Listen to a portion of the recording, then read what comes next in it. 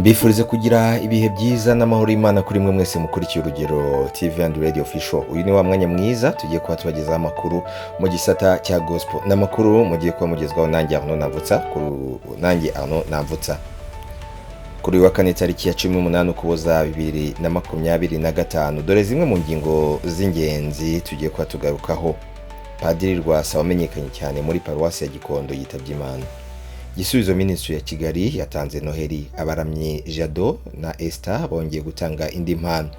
Ari na Gahongayire akomeje gushengurwa n'agahinda ku rupfu rw'umuvandimwe we, yahisemo no kumuhimbira indirimbo. Uyu munsi Israel Mbonyi akomeje kubyinira ku rukoma mu gihe twitegura kwakira igitaramo cye Icyambu. Turasoreza amakuru yacu hanze y'u Rwanda aho Nicki Minaj akomeje kuririra abakristo bo mu gihugu cya Nigeria. Reka tugaruke mu kanya twinjira amakuru arambuye. Padiri Crisante Rwasa wabaye padiri mukuru wa paruwasi ya Gikondo mu myaka itandukanye mu ijoro ryo kuri wa 16 rishyira ku wa 17 Ukuboza 2025 yitabye Imana azize uburwayi, akaba yararwariye mu gihugu cy'Ubufaransa. Ubutumwa bwaturutse Kibeho ku butaka butagatifu bwagiraga buti ugiye kare padiri, waguhanze yagukunze kuturusha, nakwiyereke iteka uruhukire mu mahoro kandi twihanganishije umuryango wawe mugari w'abaparotini wakoreragamo ubutumwa ndetse n'abakumenye bose abo wafashije ni benshi. Tukwifurije iruhuko ridashira mubyeyi wa benshi. Dukomeje amakuru mu bijyanye n'indirimbo, reka twambuke tujye muri Gisubizo yashize hanze indirimbo nshya. Iyi ni impano yatanze ya Noheli. Gisubizo Ministry ya Shami rya Kigali ni ministeri yagiye imenyekana cyane mu ndirimbo zitandukanye zirimo Uri Nkuru, Ebeneza n'izindi nyinshi. Yatwaye Groove Award mu myaka itandukanye, ikomeje umurimo w'Imana. Kuri wa 17 Ukuboza 2025 nibwo bashize hanze indirimbo nshya bise Banguka. Iyi ndirimbo yanditswe na Beni, ifatwa amashusho mu buryo bwa live na producer Musinga. Mu mwaka ushize ubwo Gisubizo yizizaga isabukuru y'imyaka 20 ivutse nibwo aya mashusho yafashwe. Ni mu gihe amajwi y'iyi ndirimbo yatunganyijwe na producer Sami. Iyi ndirimbo ikubiyemo ubutumwa busaba abataragera ku musaraba ngo bababarirwe ko bakwiye kubanguka bagahanga amaso ku musaraba, bakamanika amaboko, bakakira ubazana ubugingo. Iyi ndirimbo bayishyize hanze nyuma y'amezi 3 bashyize indi yitwa Narababariwe. Munyarukire kuri YouTube yabo yitwa Gospel M-Tunis muyumve yose. Tukiri mu makuru y'indirimbo, reka tugaruke ku ndirimbo ya Kapo ya Jado Sinza na Esther. Jado Sinza na Esther n'umugabo n'umugore bahuye bose abanyempano kuva babana, bamaze gushyira hanze indirimbo 5. Indirimbo ya gatanu bashize hanze kuri wa mbere tariki ya 16 Ukuboza bayise Yampinduye Mushya.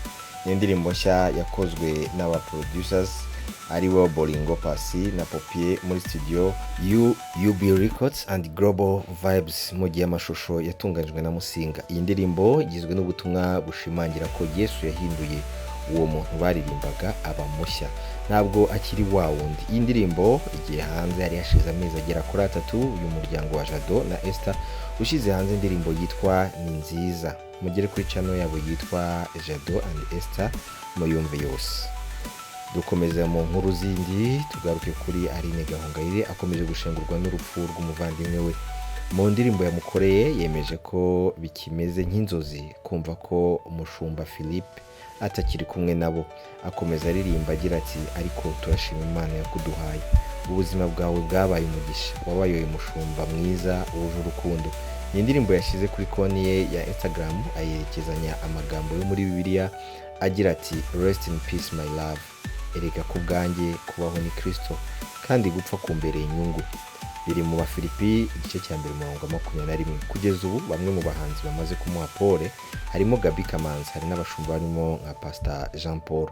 Uyu munsi tariki 18 turi kutangaza inkuru nibwo hari kuba umuhango wo kumuherekeza bwa nyuma mu irimbi rya Rusororo. Imana ikomeze abasigaye. Tugaruke ku makuru y'ibitaramo. Israel Mbonyi ari kubyinira ku rukoma nyuma yuko Banki Nkuru ya Kigali yamaze kuba umuterankunga w'igitaramo cye, aricyo gitaramo cya ise Icyambu. akaba kigikwa ku nshuro ya kane. Israel Mbonyi akomeje guhirwa mu rugendo rwe rwa muzika mu buryo budasanzwe. Ni nyuma y'uko Airtel na World Vision nabo bafitanye amasezerano y'imikoranire mu kumutera inkunga mu bitaramo bitandukanye agenda ategura. Banki Nkuru ya Kigali nayo yamaze kuba umufatanyabikorwa w'igitaramo Icyambu Season 4. Reka tuvuge ko aka kanya turi gutangaza amakuru ari no gukora ikiganiro n'abanyamakuru avuga ku aho imyiteguro igeze ndetse n'ibizaranga igitaramo cye.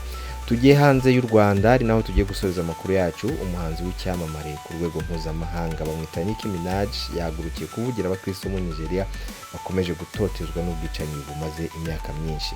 Mu minsi ishize Nicki Minaj yakoresheje imbuga nkoranyambaga cyane urubuga rwa X ariyo Twitter tuzi ubu, atangaza amagambo yuzuye kwizera n'ububabare agira ati ku rutare ariko Kristo niho mpagaze, ahandi hose n'umusenyi uruhama. Hanyuma asaba isi yose agira ati murekura abakristo bo mu Nigeria, muhagarike ubu bwicanyi nonaha. Mu butumwa bwe bukurikiraho Minaj yavuze amagambo akomeye aburira abakomeje kumena amaraso y'inzirakarengane agira ati mureke kumena amaraso yabo, amanga yose mwumva ibi. Yanasangije abantu ibyanditswe byera muri Matayo igice cya 7 bibutsa ko igiti cyiza cyera imbuto nziza naho ikibi kikera imbuto mbi, kandi ko atari uvuga ati mwami wese azinjira mu bwami bw'ijuru, ngo ahubwo ari uko ibyo data wo mu ijuru ashaka. Ibi Minaj yabivuze nyuma gato yuko atanze ijambo rikomeye mu muryango w'abibumbye aho yamaganye ku mugaragaro itotezwa ry'abakristo ku isi by'umwihariko mu gihugu cya Nigeria. Yagize ati abakristo barimo kwicwa, birukanwa mu byabo, insengero zigatwikwa, imiryango igasenyuka, bose bazira uko basenga. Yakomeje ashimangira ko kurengera abakristo bo mu Nigeria atari ugutanya abantu, ahubwo ari uguhuza inyoko muntu mu butabera. Nicki Minaj yasabye isi yose kudaceceka, anibutsa ko guhagarara ku butabera no kurengera abahohoterwa ari byo yamaganye mu mwuga we wose, kandi azabikomeza ubuzima bwe bwose. Bavandimwe, ubutumwa yatanze ni isomo rikomeye kuri twe nk'abakristo: gusengera abatotezwa, kuvuga ukuri no kudaceceka aho maraso y'inzirakarengane amenywa.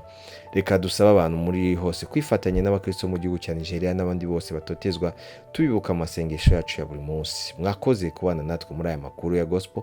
Mwari kumwe nanjye Ntavuzarno. Mukomeze kubana natwe ku Rugero TV and Radio Official, mukora subscribe na share. Mugira umunsi mwiza nakagaruka.